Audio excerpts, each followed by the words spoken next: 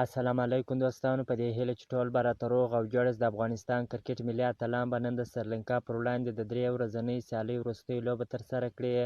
افغانستان تر دې مخکې په 2 ورځنیو لوبو کې ډېرې غټې ماتې خوړلې وې چې لومړۍ لوبه یې په 41 منډو په توپیر بایللې وه او داسې دویمه لوبه یې په 155 منډو په توپیر وبایلله. تاسو وګورئ چې د سریلانکا کرکټ ملي لوبډلې په دغه 3 نړیوالې ورځنۍ سیالۍ کې ډېرې خوندورې زبردسته لوبې ترسره کړلې. دا د دې وجه دا ده چې دا د سریلانکا په کوربهتوب روانې دي. هره لوبډله چې کوربهتوب کوي نو هغه لوبډله ډېره قوي او پیاوړې لوبډله د مقابلې لوبډلې ته یو سخته ماته ورکوي. د افغانستان کرکټ ملي لوبډله باید دا وروستۍ ورځنۍ لوبه وګټي. که څه هم افغانستان کرکټ ملي لوبډلې سیریز بایللی دی نو باید دا وروستۍ لوبه وګټي. هغه سیریز هم د دې وجې بایللی دی چې افغانستان د خرابې ډګر ساتنې او خرابې توپوهنې د وجې دغه لوبې وبایللې. په نن لوبه کې باید یو څه ناڅه بدلون راسي. تاسو تېرو 2 لوبو کې وګورئ چې ګلبدین نایب ډېرې خرابې لوبې ترسره کړې دي. هغه که توپ اچونه ده، که ډګر ساتنه ده، که توپوهنه ده، په ټولو کې ناکامه دی.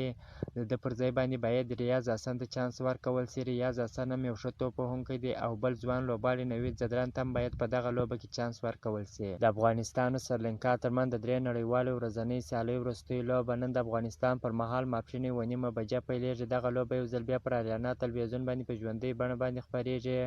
که غواړئ د کرکټ په اړه باندې تازه او مهمو معلوماتو څخه ځان خبر کړئ نو حتما زموږ پیج درسره فالو، چینل درسره سبسکرایب کړئ. تر بلې ویډیو پورې د الله په امان.